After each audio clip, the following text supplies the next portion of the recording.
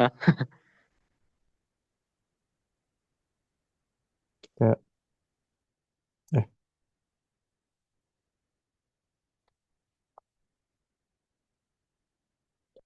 ini siku-siku atau sama sisi atau ada?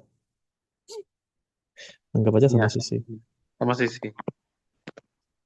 Oh, aku tahu. Anggap Gimana aja cara sama bikin sisi. kayak segini deh.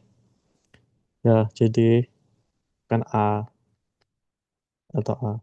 Ya betul. A, B, C. Nah, gerakan ini kan kondisi awalnya kan C menuju A, B. A menuju B, B menuju C. Nah, eh, kita punya, kita bisa tarik garis ke ini tengah-tengah. Aku juga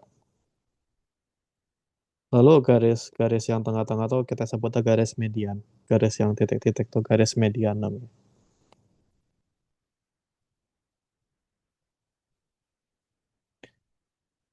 Terus pusat garis median itu pusat garis median itu yang kita sebut titik berat. Eh, ya aku bilang di tengah-tengah karena eh, aku lebih enak ngebayanginnya kalau kita bayangin ini tuh sebagai eh, yang mereka berada di lingkaran gitu.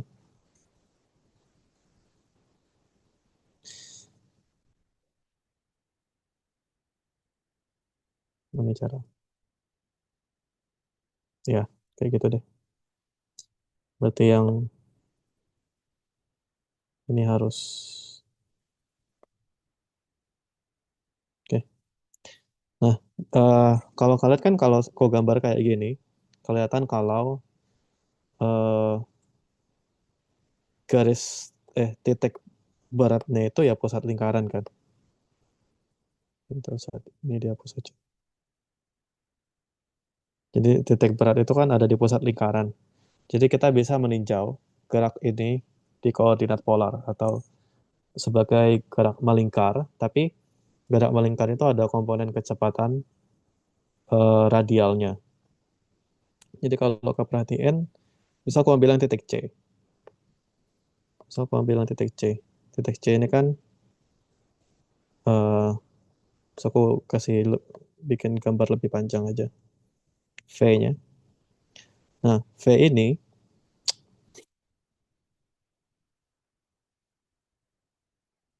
oh,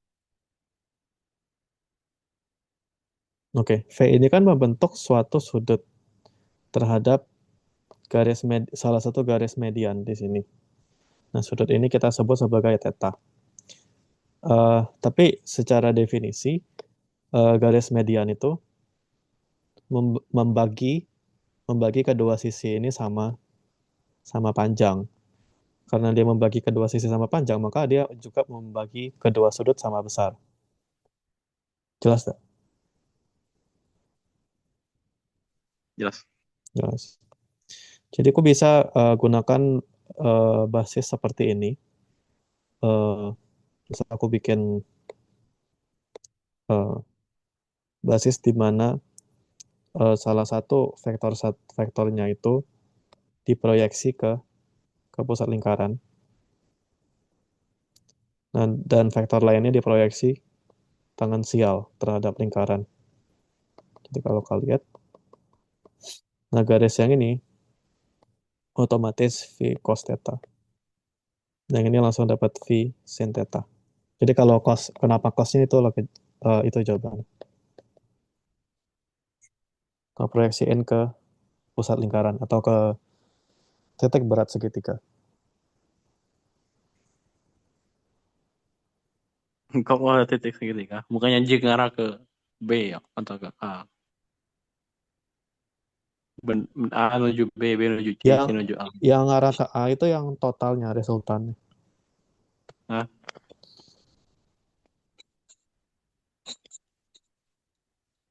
Yang arah ke A itu resultannya. Arah ke A.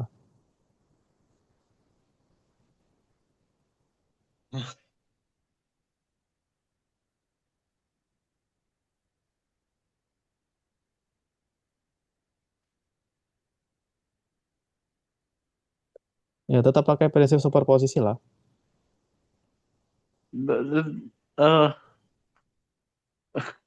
Apa yang kata ngerti? bukannya ini ngarah ke A ke B, B ke C, C ke Ya, A. benar, Kok nih, benar. apa tujuan dari kecepatan radial itu ke besar lingkaran? Apa itu tujuan? Karena mudah. Karena kalau pengen ngitung langsung kan pertama arahnya berubah-berubah kan. Karena kayak yang digambarin sama Pak Yohanes Surya ketika ini kan kondisi awal. Tapi ketika dia di sini misalkan satunya di sini, satunya di sini, arah kecepatannya sekarang lah berubah kan. Ya. Nah, maka jadi susah.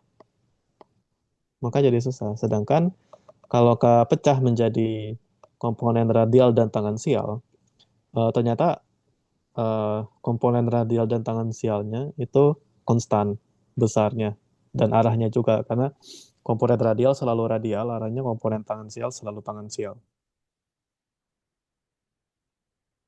Jadi bisa dianggap kecepatan mereka berdua pakai yang radial itu. Radial plus tangensial, tapi yang membuat mereka ketemu itu yang radial. Oke, paham kalau J- nih. Ya, Masalah Pak Yohanes tak bilang nih. ya mungkin menurut dia tidak perlu. Aku udah Atau tidak ada paham yang gitu. nanya. Kalau Jiji, udah sih memang ada pernah nanya di video deh kalau salah. Ya mungkin karena itu ya.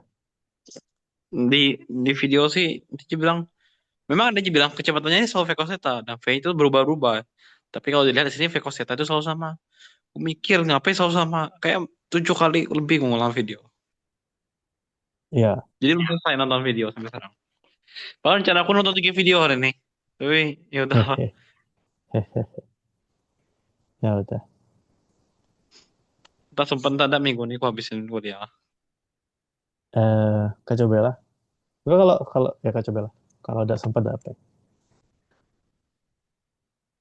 Menurutku kan waktu lah mepet nih kok. Mending ku langsung lihat pembahasan OSP atau nggak apa-apa.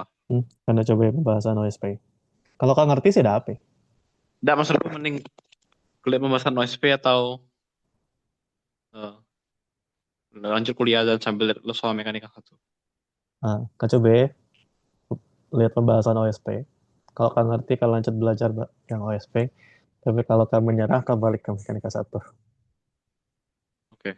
Soalnya OSK aku Ya, juga gitu pas waktu sisa 2 minggu atau seminggu, kan kami latihan 2 bulan ya. ya.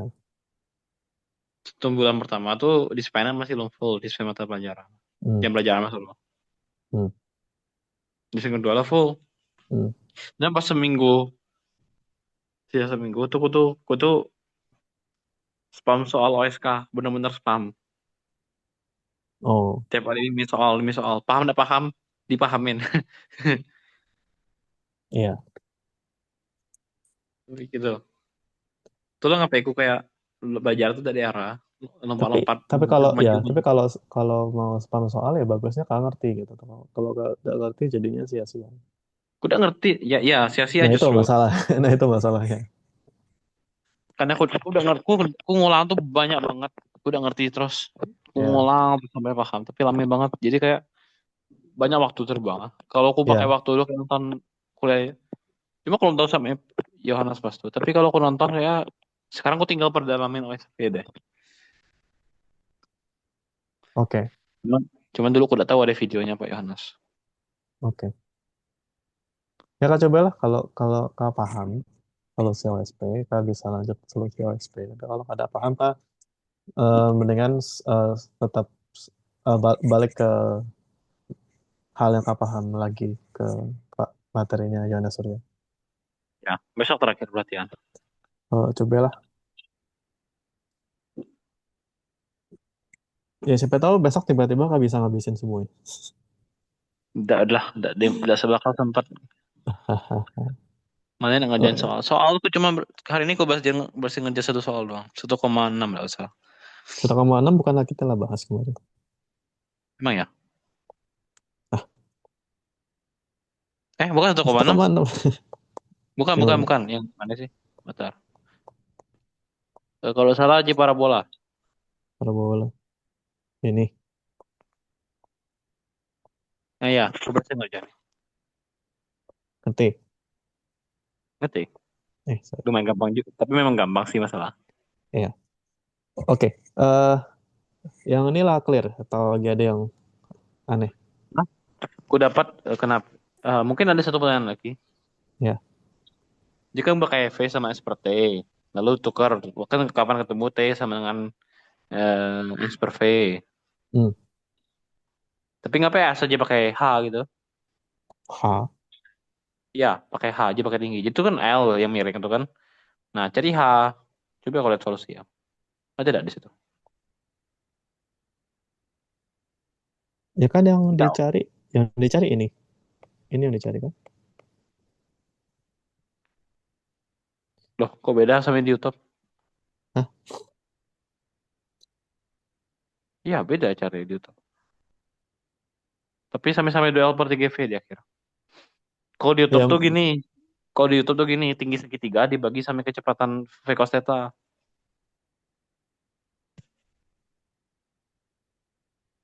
Itu AO. Iya. Kalau kami, kalau kalau di video aja pakai tinggi segitiga dibagi dengan kecepatan. Nah, tinggi segitiga tuh pakai trigonometri nyari A.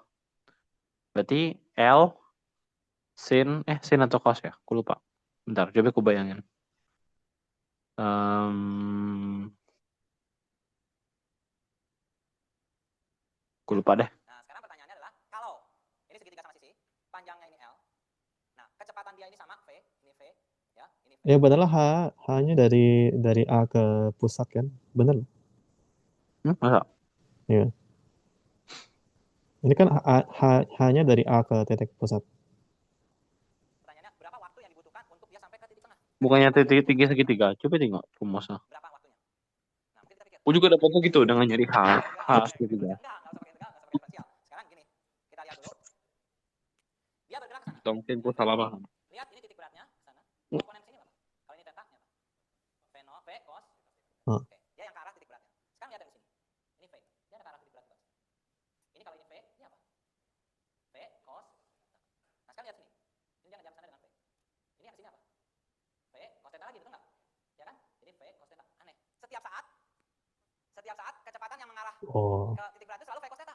Yang bawa dia ke titik pusat itu apa berarti? V cos theta itu, betul nggak? Dia yang bawa ini karena selalu V cos theta, betul nggak? Setiap saat V cos theta itu yang bawa dia dari awal sampai akhirnya, betul nggak? Ya, jadi yang bawa kecepatan V cos theta sama seperti tadi arus sana, yang bawa ke sana maka jaraknya waktunya ada jarak dibagi kecepatannya ke sana, betul nggak? Nah ini berarti ngitungnya gimana? Jarak dari sini ke sini, betul nggak? Dibagi apa? V cos theta-nya, karena kecepatannya V cos theta terus, betul nggak? Kecuali dia berubah-ubah. Nah kalau berubah-ubah beda. Ini kecepatannya selalu V cos theta. Maka dalam hal ini kalau ini tingginya H, jadi waktunya adalah H dibagi apa? Nah, H-nya berapa? Tinggi. Kalau itu L berapa? Jadi H tuh kalau salah 2/3 L karena jadi titik berat. Udah tahu juga ngapain dikali 2/3 tapi H tuh L sin setengah akar tiga deh. Sin setengah akar tiga. L setengah akar tiga. ya bener Terus kan? dikali 2/3. Ya bener. Udah tahu sih ngapain dikali 2/3? Kayak 2/3 itu karena ya bener kok cara bener. Hah? H tuh Jadi tinggi atau itu maksud sih? H lo H tuh H aja, maksudnya lambang H aja, bukan arti Oh bukan tinggi. ketinggian. H itu artinya H aja, Bukan tinggi segitiganya. bukan. Jadi jenguk ukuran H itu dari A ke sini tuh H gitu. Oh udah kelihatan. Gue baru di resolusi. Dan ini di ini Ternyata juga memang. Iya, kita lihat garis pertama yang gambar hijau juga. di situ. Iya, ya, aku baru kelihatan. Gambar juga pertama udah terlalu rapat. Kedua juga di handphone aku gabur banget. Iya, iya. Jadi kalau kalau kalau kecek eh ini kan sudut ini kan total tadi 60 derajat. Ini kan oke ya. Kan kalau kasih tahu kan cara nyari sudut ya. Kalau ini tadi ini theta, ini theta. Tetanya itu 30 derajat karena ini tuh kan 60 derajat bagi 2. Ya. Nah, eh panjang ini kan L. Nah, berarti panjang yang ini itu L cos 30 derajat. Cos 30 derajat itu setengah akar 3. Oh, berarti Nah, lalu kebetulan aku dapat sama ya. lalu kita mau cari tahu H itu panjang gitunya. Dari A ke titik berat. H itu kan karena sifat segitiga J 2/3 dari L cos 30 derajat. Makanya jadi ya 2/3 L setengah akar 3. Jadi L per akar 3. Jadi ya sekalian aja lah. H per V, V cos theta. Eh, Udah aku paham nih, aku paham. oh cos theta ada dia ngaruh sih. Maksudnya ada usah dihitung jadinya. Udah aku sekalian aja langsung. Jadi 2/3 Ya. 2/3 L per V. Ya udah. Aku cuma pas dulu Ya. ngitung tinggi segitiga. Pakai sin 60 derajat. Oh, oke. Ternyata kebetulan sama aja. Oke. Cuma dari 2/3. Makanya aku bingung mas tuh. Punya KH ketinggian. Udah Nah, kelihatan sih. ya. Kadang tuh kan kita Iya. sembarang assign variabel aja. Oh, ini tuh A, ini tuh B, ini tuh H gitu. Jadi kita harus perhatiin mereka tuh lambang ini di dikasih untuk apa. Oh ya, ya aku baru kepikir sekarang. Ya memang. Kalau aku ngasih video nih ke adik kelas, aku kena nggak sih masalah? Kalau tanpa buku mekanik satu juga bakal bingung dong. Betul, Soalnya jangan langsung skip-skip aja. betul. Yang tukang ngedit. Nah, Tuh aku udah tahu yang bikin video siapa. video apa? Nah, video gas itu dong cara fisika gasing nih. Oh, ya tim mereka lah yang bikin. Oh, jadi yang ini lah, Claire. Oh, jelas. Oh. Ya. Oke. Ya, sebenarnya ada. Oke, sebenarnya yang cara yang ditunjukin sama Pak Yohanes Surya itu bagus karena dia nunjukin teknik dengan mirip seperti ngerjain kalkulus. Karena sebenarnya kan lintasan bedanya itu kalau mau gambarin dia bakal eh udah usah gambar segitiga sih sebenarnya. Tapi ini bukan gerak Uh, relatif. uh, nggak terlalu sih kalau kalian solusinya kan tidak melibatkan benda lain sebenarnya. Ya. Ya. Nah, sebenarnya gerakannya tuh kayak gini. Nah, kayak gitu lah lintasan. Ya, aku bisa ngebayangin kalau tuh. Nah, Karena awal dia ya, maju, karena awal dia maju menuju B tuh, tiba-tiba B berpindah, maka J ikut ke serong lagi, B pindah lagi, J serong lagi. ya, Begitu juga B ya serong karena C serong, ujung-ujungnya sampai serong jadi ke tengah. ya betul. Nah, ini kan lintasannya ini ya, mulus ya, smooth. Jadi cara yang dikerjain sama Pak Yohanes Surya tuh mirip sama teknik kalkulus. Jadi kalau teknik kalkulus tuh kan kalau kita punya problem garis yang smooth, caranya adalah garisnya tuh kita potong-potong aja secara diskrit tanpa eh, jadi kayak garisnya kita aproksimasi sebagai penjumlahan banyak garis lurus. Jadi kan cara aja kan kayak gini. Diambil garis, terus dia gerak ke sini satu dulu, nah terus gambar segitiga lagi, terus ke sini lagi, dan segitiga lagi, dan seterusnya. Nah, ini kan lintasan ini kan mendekati mendekati garis yang mulus kan. Jadi kalau tadi kan mulus, tapi yang sekarang lurus-lurus, patah-patah, tapi mendekati gitu. Jadi ini tuh gambarin teknik kalkulus. Jadi ada garis lurus, kita potong-potong jadi atau kita lakukan pendekatan dengan banyak garis lurus. Itu bagus sih. Nah, kalau yang cara aku mikir adalah eh, pokoknya cara aku mikir tuh selalu konsisten. Cara aku mikir itu adalah kalau ada kinematikal, cuman cara supaya kecepatannya itu kita dekomposisi menggunakan presisi superposisi. Nah, sehingga eh, gerakan ke satu arah itu independen terhadap gerakan di arah lainnya. Kayak ini kan arah arah radialnya, gerakan arah radialnya itu tidak dipengaruhi oleh gerakan arah tangensialnya. Karena aku bayangkan soal ini tuh seperti ini. Eh, kita pakai POV dari eh, jadi kita tinjau eh, kerangka yang diputar dengan jadi aku ambil aja misalkan cuman ya kecepatan sudut. Jadi aku ambil aja kerangka kerangka berputar di mana kecepatan sudutnya itu misalkan ini tidak terlalu penting sih. Ya konstan lah. Sehingga di kerangka ini komponen tangensialnya nol. Nah, kalau komponen tangensialnya nol kan sisanya komponen radialnya aja. Jadi jadi gerakannya itu tinggal kayak gini. Ya mereka cuma ada gerakan radialnya doang. Kalau di kerangka acuan yang berputar. Jadi ibaratkan eh, tiga benda ini ada di atas piring. Terus piring aku putar. Nah, ke- jadi kecepatan v sin theta di sini tuh jadi kecepatan rotasi piringnya.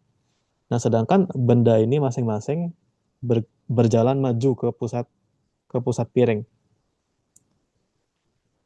Nah, terus aku meletakkan point of view di dalam piringnya itu. Jadi aku ikut berputar terhadap piringnya. Sehingga kalau menurut orang di luar piring, gerakannya seperti ini. Tapi menurut orang di dalam piring, ya gerakannya cuma A, B, C masuk jalan lurus ke dalam. Oke, kayak gitu doang sih. Ngerti tidak? Berarti kalau secara relatif, eh, berarti karena mereka konstan, berarti kecepatan A dan B dan C terhadap kecepatan tangensial gitu. Cuman coba ulang. Kecepatan A terhadap tangensial, kecepatan B terhadap tangensial, C terhadap tangensial. Ya, ngapain? Bisa dibilang gitu kan? A, T, B, T, C, T. Eh, mungkin maksud terhadap piring kali ya. Kalau dalam contoh kayak ini. Piring ini, piring ini cuma nih maksud. Kan jadi kayak misalkan A, B, dan C tuh aku taruh di atas piring gitu, terus aku putar. Oh ya. Ya. Nah, terus A, B, dan C-nya itu di dalam piring disuruh jalan maju aja. Maksudnya. Nah, berarti kalau ada orang melihat dari luar piring, akan ada kecepatan tangensial karena kecepatan piringnya berputar, ditambah dengan kecepatan radial karena A, B, dan C maju. Tapi dilihat dari dalam piringnya sendiri, A, B, dan C cuma bergerak lurus ke dalam pusat lingkaran. Oke. Oke. Aku pas OSP itu soal yang aku bisa kerja tuh ada tidak satu kayak full, hampir full lah poinnya. Eh, Yang menurut aku hampir aku bisa lah ngerja apa sampai kayak akhir. kayak poinku parsial semua sih, kayak ada yang salah di tengah-tengah.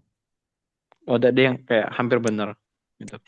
Iya, kayak ada yang beberapa yang Atau ada salah. yang ngerja sampai habis. Dari berarti kamu Kok satu salah. kok kerja sampai habis, kok kerja sampai dapat jawaban. Cuman cuman mungkin ada yang salah gitu, jadi jawabannya kurang kurang sempurna. Itu kelas 10. Itu kelas 11. Kalau kelas 10 Kayak aku cuman kelar satu deh. Oh, 2, 3, 4, 5 ada tulis sama sekali.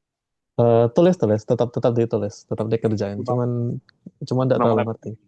Kalau yang aku kelas 11 itu kayak aku ngerjain setengahnya deh. Kayak tiga, mungkin kalau dasar tiga gitu. 3 atau 4 soal dari 7 atau 8. Tuh, kami cuman ya harus satu-satu. eh Ya coba deh kayak cari rumus yang nggak bisa. Entah itu hukum Newtonnya, entah itu kinematikanya. Kalau misalkan kadang kadang ngerti soalnya, tapi kalian lihat kalau soalnya itu gerakannya gerak parabola, ya udah kan cobalah bikin gerak parabola. Gambar pun Apa? dapat poin kita atau gimana? Ya kak bikin gambar, tapi kak jelasin gambar, kak bikin rumus tadi gambar kan bisa. Oke. Nah, terus oh Kulit ya, orang teknik apa ya? eh, aku cuman nambahin dikit. Kalau ini tuh sebenarnya eh, kalau yang kerangka ini tuh sebenarnya ada sedikit catatan. Catatannya itu adalah kerangka kerangka berputar ini itu bukan kerangka bukan kerangka inersia. Apa yang kenal kalian harusnya? Kerangka inersial itu artinya kerangka yang tidak dipercepat. Jadi di kerangka berputar itu ada percepatan. Jadi artinya ada gaya fiktif. Jadi kalau di kerangka yang berputar itu pasti ada gaya fiktif, eh, terutama terutama karena ada kecepatan arah radial. Eh, jadi gaya fiktif itu namanya gaya Coriolis. Ya mungkin kalau belajar, cuman ku kasih catatan aja siapa tahu kak belajar di masa depan kak jadi tidak kaget. Tapi mungkin kurang dia sempat jelasin sekarang. Tapi intinya ada gaya fiktif. Gaya fiktif tuh kayak eh, kalau kalau kak di dalam mobil terus mobilnya tiba-tiba ngerem kan kak kedorong ke depan kan. Nah, gaya dorongan ke depan tuh gaya fiktif. Jadi sebenarnya tidak ada yang dorong kak. Cuman karena mobil kak itu mula-mula bergerak kemudian eh, diperlambat, maka seolah-olah ada gaya yang mendorong. Nah, gayanya itu adalah gaya fiktif. Eh, jadi hal yang sama terjadi apabila eh, ada sebuah benda berada di atas kerangka acuan berputar. Itu ada gaya fiktif, yaitu gaya Coriolis. Eh, ciri-cirinya itu ada kecepatan arah radial. Jadi kalau kalau ada gerakan arah radial, maka biasanya ada gaya Coriolis, gaya fiktif ini. Jadi sifatnya itu dia akan either mendorong keluar atau menarik ke dalam, tergantung arah kecepatannya. Oke, aku cuman nambah catatan itu aja. Kita coba ganti Zoom dulu.